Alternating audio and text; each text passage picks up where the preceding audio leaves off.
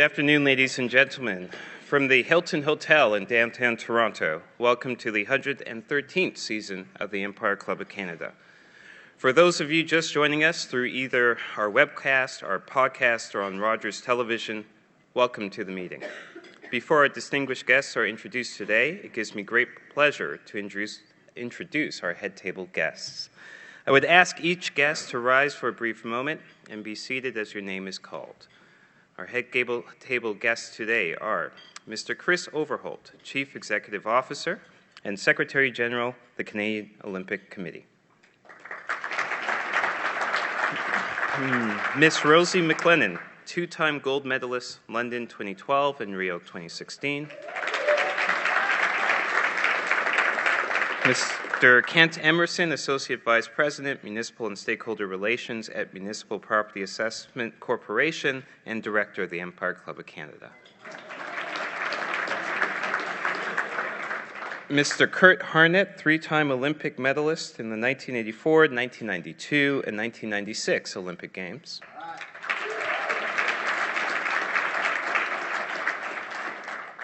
Mr. Tony Ernst, board member, Canadian Olympic Committee, and past Empire Club speaker.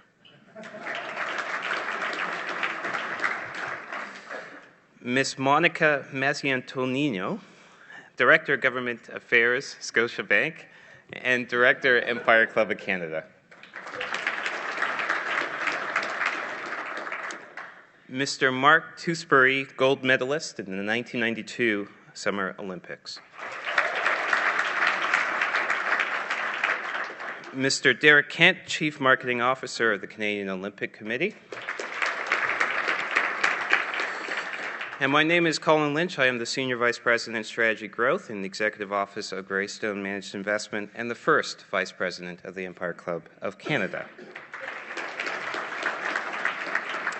Ladies and gentlemen, this is your head table guest.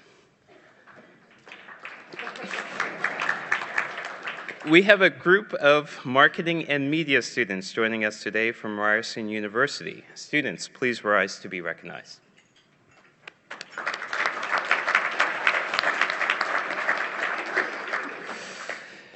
It is a pleasure to welcome the Canadian Olympic Committee to the Empire Club of Canada. The Olympic movement needs almost no introduction. It's an unparalleled celebration of the human spirit and excellence in almost every field of athletic endeavor.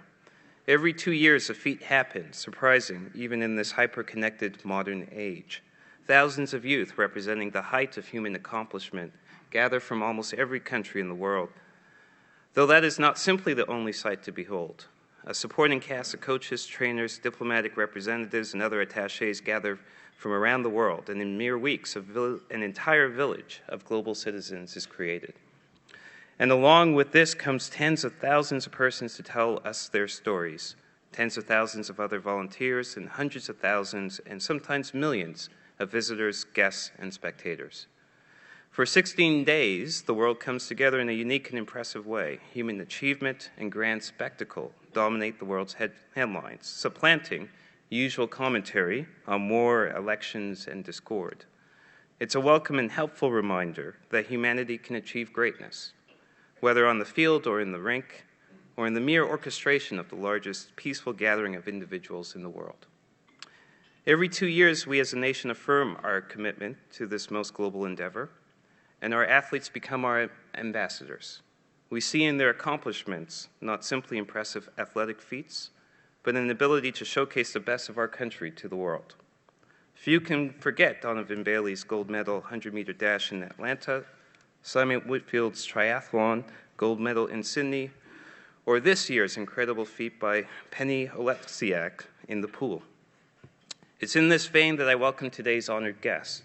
His role is unique. He heads the Canadian portion of a global movement that plays a significant role in building our collective memory as a nation.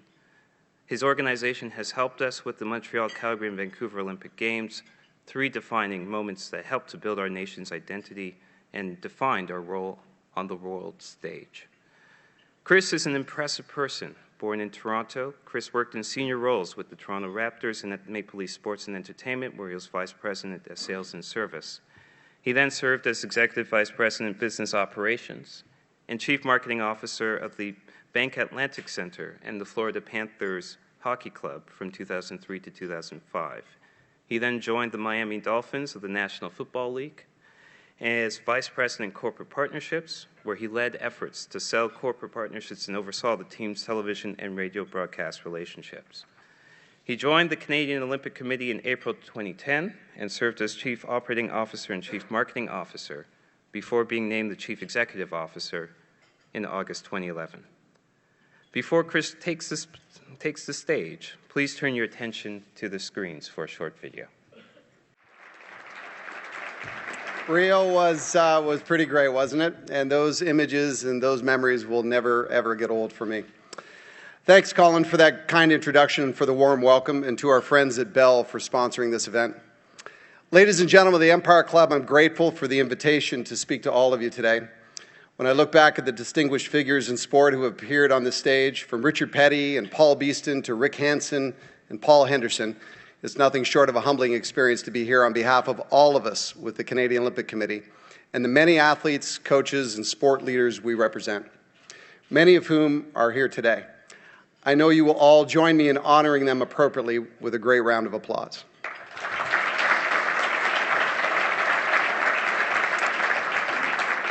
And it is fantastic, if I may say, to see as many familiar faces in the room today. I'd like to personally thank our team, Derek Kent, and everybody who's contributed to today's effort. I've been in this business now almost 20 years, and was out of town for a little bit, but the faces are enduring for me, and it's really quite warming to see all of you here, so thank you. It's an exciting time to be Canadian. Our place in the world is in fact changing. We see ourselves differently. We're more united than ever, and we have a new Prime Minister who has spent the past year introducing a fresh brand of Canada to the rest of the world. It can be fairly said that Canada, as a nation, is once again a world leader, and our National Olympic Committee must reflect that same place in the international sporting world. Today, I'd like to talk to you a little bit about who we are, where we've been, and as importantly, perhaps, where we're going. It's a story with many authors, and it's a vision of a future for the Canadian Olympic Committee that plays a pivotal role not only in the Canadian sports system, but in Canadian society, well beyond the field of play. Indeed, we believe that sport has the potential to transform our nation. Sport is one of the world's great unifiers, and together we should do all we can to put the power of sport to work for our nation and for the generations of children who stand to be inspired by all of what it can represent. While the power of sport can be transformational, our primary goal has always been and must continue to be the same: maximizing our influence by providing our Canadian sports system with the financial backing it requires to succeed on a global stage. Over the past several years, our team at the COC has worked tirelessly to engage Canadians and corporate Canada to elevate sport in powerful new ways, and our efforts are already paying off. We could not be more excited about what the future holds. Our work together with all of our many partners has enabled us to significantly increase our investment in sport, helping us to ramp up our support for Canada's national sports federations to nearly double our investment contributions to own the podium since 2008, and to fuel some of the ambitious plans that I'll share with you today. But this is not enough. While our business is on solid financial footing, we cannot rest. The competition has never been more fierce. 10 years ago, Own the Podium was an innovation, yet the world sits today quite uncomfortably right outside our door. Status quo is not an option. We must innovate, we must expect more of ourselves, and work every day to find new ways to deliver the financial resources our system and our athletes require to compete and win on the world stage. We need to develop ways to provide more for our athletes as people, not only so they can compete and win today, but also so they can pursue their dreams beyond the field of play as leaders in communities, in business, and if they should so choose, for Canada more broadly. Canadians look to our athletes as leaders, and to the Olympic values in many ways as an inspiration for a nation. That's something we take very seriously. And today I want to share with you our vision for the COC. It's a story of momentum, a partnership, and ultimately, perhaps, a better Canada built through the power of sport. It wasn't that long ago that the Canadian Olympic team brand was something that Canadians felt well, strangely disconnected from. Our fans simply didn't think about us until it was time to dust off the rings for another games. And I'm not sure we were always helpful to ourselves in this regard. We haven't always thought like the powerful national sports property we are today. We had a hard time imagining ourselves as relevant on the marketing calendar for 12 months a year. Instead, we tended to look at our organization in 4-year stints and short-term goals built around an Olympic cycle. But the success of the Vancouver Games set us apart for an entirely different conversation with Canadians about what the Olympic movement can mean and should mean for this country.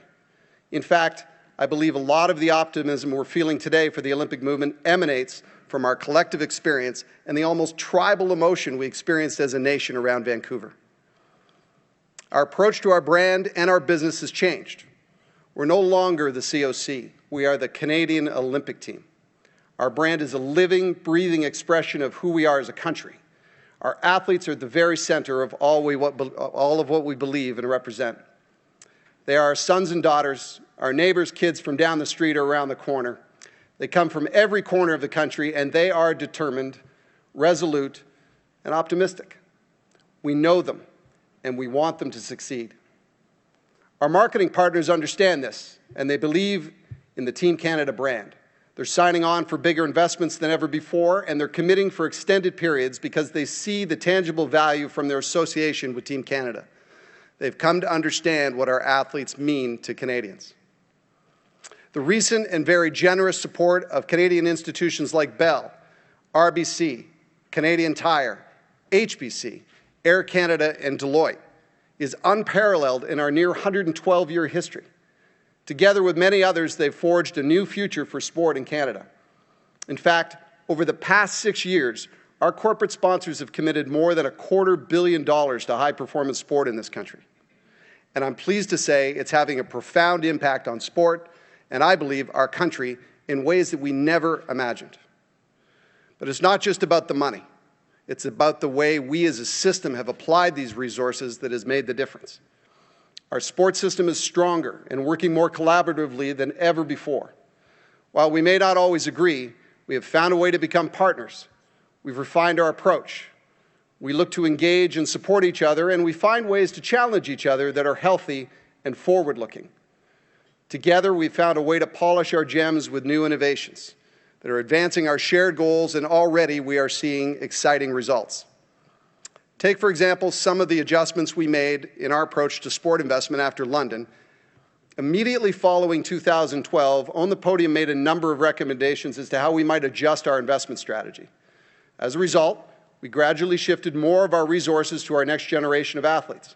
Today, the system through On the Podium invests deeper in the athlete pathway, deploying specific strategies across the board to work with younger athletes.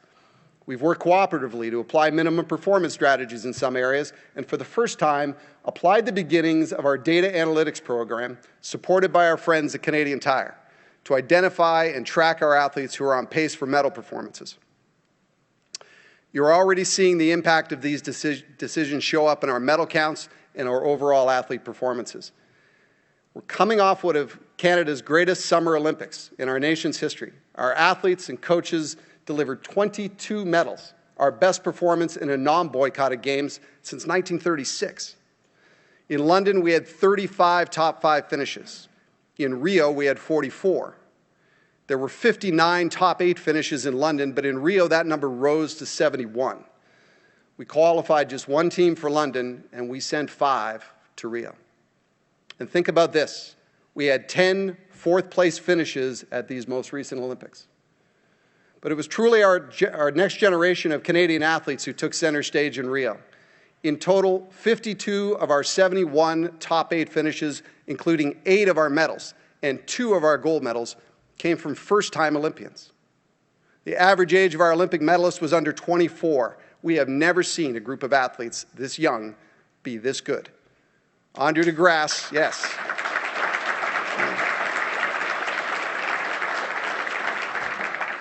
Andre de Grasse is just 21 years of age and looks like he's going to be the heir apparent to the title of world's fastest man. And no one will soon forget Penny Oleksiak, just 16, and she turned in maybe the greatest Olympic performance in our country's history. The future looks bright indeed. So how did that happen? Well, not by accident. We have laid a great foundation. What you saw play out in Rio with the tremendous results on the field and in the pool, the incredible strength of our brand and our major partner renewals, that's all a result of the groundwork realized now over many years. But there's so much more to be done. To be successful on the field of play, we must continue to be successful off the field and in the boardroom. But the cost of being competitive and staying competitive on the world stage continues to go up. What's more, the rest of the world isn't standing still. Other countries have seen what we're up to. The investments, the strategies we've applied, they're coming for us. So to this end, we've made some very real changes to our business just this week. Hard decisions designed to align our investment strategy with our goals. It's never easy to make these kinds of decisions, but the bottom line is that we must find new ways to drive incremental revenue to the system and make our business as efficient as it can be to remain competitive and, in turn, maximize our investment in sport. With that vision in mind, today we are announcing a number of key investments we'll be making in sport over the next 4 years that we believe will forge a new future for the Canadian high-performance sports system in Canada. Let me take a few moments now to outline our clear intention for a new level of financial support for our athletes and coaches in Canada. First, we are renewing our commitment to high-performance sport by investing $37 million, working hand in glove with Ann Merklinger and the Own the Podium team, and cooperatively and more deeply with our national sports federations and our federal government partners. We intend together to take prescribed targeting and high-performance sport investment to the next level. Second, today, I'm also pleased to let you know that the Canadian Olympic Committee, supported by our many private sector marketing partners, will commit $16 million over the next 4 years to fuel the growth and development of the next generation of Team Canada. This money, when matched by the federal government of Canada, will result in a $32 million impact on the Canadian sports system for the benefit of our next generation. It's impossible to understate the importance of coaches to athletes' journeys. And the international competition for top coaching talent is more competitive than ever. We must do everything we can to ensure that Canada attracts and retains the top coaching talent. And so today I'm pleased to announce that the Canadian Olympic Committee will invest $5 million into a new coach enhancement initiative. The first of its kind program for Canadian sports system will bring critical financial support to this important area of our business and assist our national sports federations with the important work of attracting, retaining, and developing the best coaches in the world for years to come. And we're not quite done yet. Over the last 4 years, and based on a series of recommendations delivered through an intensive study with our partners at Deloitte, the COC has invested considerable resources in an effort to strengthen the capacity of our national sports federations. Since 2014, $10 million has been invested into this program, and I'm pleased to announce today that we will be committing an additional $5 million over the next 4 years. Our system can only ever be as strong as our national sports federations, and the COC is committed to ensuring their long-term health remains a key priority. We must continue to acknowledge the invaluable work they do with this country's top athletes. And finally, it was about this time last year that we initiated our new athlete transition program that we call Game Plan. Unique in the world, this initiative is dedicated to helping athletes transition to new lives after their competition careers come to an end, by investing in their personal development outside of sport while they're competing. Today, we're announcing an additional $1 million of funding for Game Plan so that we can continue to fuel the aspirations of our athletes after their competition careers. Altogether, these programs, when coupled with a number of other initiatives existing and new, will see us invest in sport and cooperatively with our federal government as much as $132 million over the next 4 years. This represents an overall anticipated combined increase of almost 140% compared to the 4-year period between 2009 and 2012.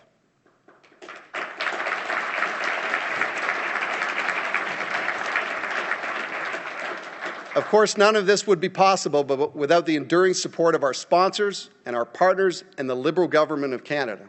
I'd like to personally thank the Honourable Carla Qualtrough, the Minister of Sport and Persons with Disabilities, for her continuing work and support. So what's next? While we've made a great progress, the road ahead requires us to keep raising our game so that our athletes can continue to raise their own. We must find ways to deliver more for our athletes and, by extension, for our country. While On the Podium has undoubtedly been a success, we must innovate to stay ahead of the performance curve. Our landmark data analytics partnership with Canadian Tire, now several years mature, is clearly generating returns. And it's time to take it up a notch. It's time for the COC, working with On the Podium and our national sports federations, to double down on this approach, to identify the next generation of world-class Canadian athletes and accelerate their potential. We must resist politicizing our sport agenda. Just as John Furlong and others challenged all of us ahead of Vancouver to stretch and dream, we need to find that place again. Let's stretch to achieve our goals as an Olympic nation like never before. This isn't about under-promise and over-deliver. The Olympic agenda for Canada should never be merely good enough. It should always be audacious. Winning matters. It matters first to our athletes, and over recent time, it's become pretty clear that it really matters to Canadians. Our athletes train and compete to win. They are bold, and we need to be bold with them. We need to celebrate when we have it right and call out our shortcomings and our failings when we don't have it perfect. For all the success we've achieved in recent years, we still have some athletes that are successful in spite of our system. We cannot blindly say that it's all working. We need to take it on, and we need to get it right. Earlier, I mentioned Game Plan. Our program launched a year ago, designed to help athletes set themselves up for success when they're playing careers and end through perhaps no choice of their own. Education is the backbone of life, and we've fallen short in this area in the past. We've been especially challenged to support our winter athletes who so often must leave school to chase the snow in order to train and compete. We need to help all of our athletes embrace the power of a great education. We need to be finding ways to support them in this way from the moment they decide to undertake their journey into high-performance athletics until they find their footing once they leave Team Canada. This is how we build sport, and it's how we build leaders. And I believe it's our responsibility. We simply cannot ask our athletes to set aside their personal goals and aspirations for sport and for the country and then not have a plan for them after they're done. To this end, I'm pleased to let you know that we will have a major partnership announcement in the weeks ahead with respect to this important area of our business. So more to come on that very soon. And finally, if we're going to continue to advance the power of the values of the Olympic movement through this country, it is important that each generation of Canadians has a chance to experience the excitement of the Games on our home soil. Calgary in '88, Vancouver in 2010, and more recently Toronto in 2015, the Pan American Games, showed us all that Canadians are best in class when it comes to hosting the world's biggest sporting events. The question is not if Canada should host another Olympic Games, only when and where. It's not just about putting on a great show. The legacies of these multi-sport games have the power to change the sporting culture of our nation. Canada's investments in facilities and training centres for the Pan Am Games in Toronto last year are already driving results in competition.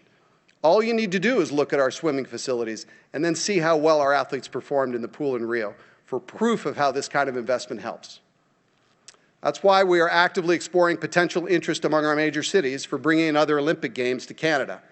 It is time for us to become a perennial contender, bidding every 15 to 20 years for the world's greatest sporting expo. And finally, I must acknowledge the incredible role of the federal government over the past 10 years. Vancouver was a game changer, and it would have been easy for all involved to pull back in the years that followed. However, both this government and the one that came before it have been resolute in their commitment to sport. And they can do more. Status quo is never going to be enough to maintain our competitive standing in the world.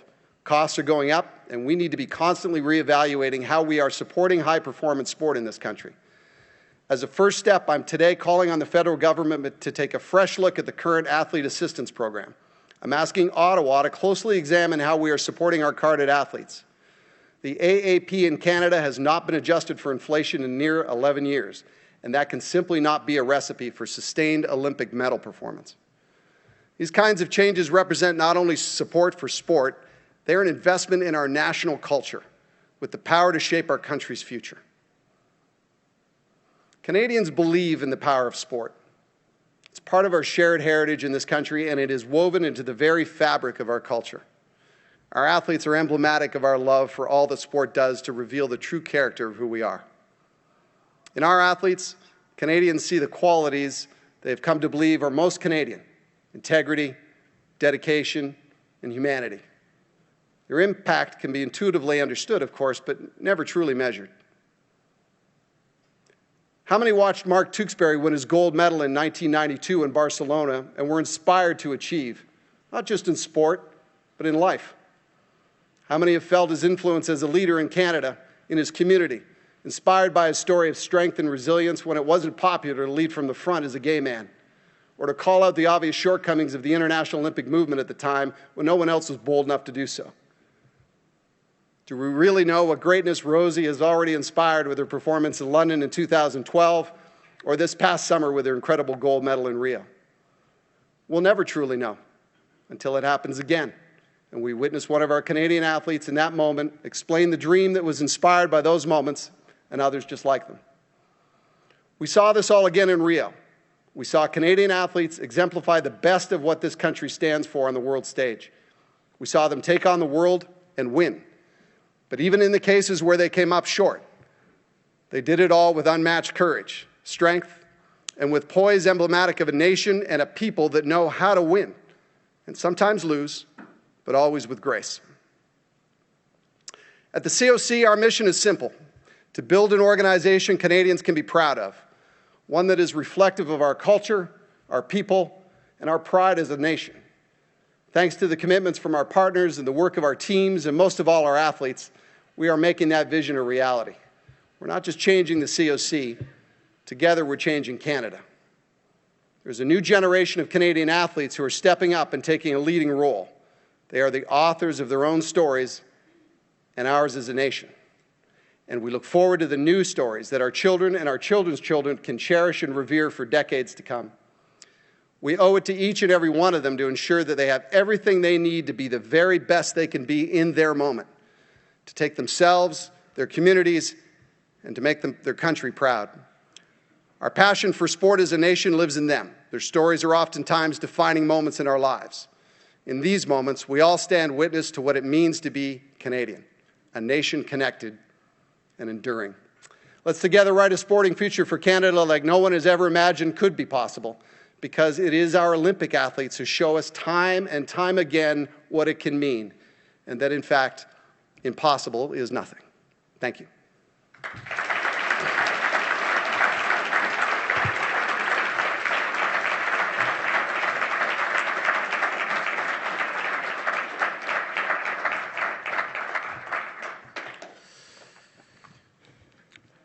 Please welcome Ken Emerson to thank our esteemed speaker.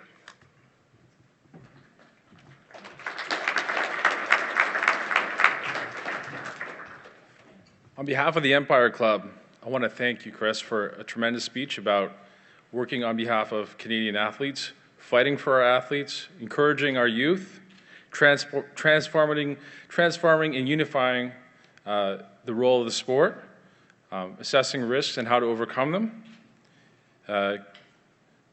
your new Canadian investment in sport, and how that's paid off, how past investments have paid off in medal counts. You've told a story of momentum and partnership. You've outlined the most important thing, and that's a sense of Olympic spirit and how we are all better for it as Canadians. And I think I'd also like to thank the athletes who are the most tremendous part for me as a Canadian, being able to watch that in my home, making my summer and winters a little better every 4 years. It's a tremendous feeling, and I think all of you have worked very hard, for all the athletes in the room, to make Canadians proud, and I think that's a tremendous thing. And on behalf of the Empire Club, thank you, Chris.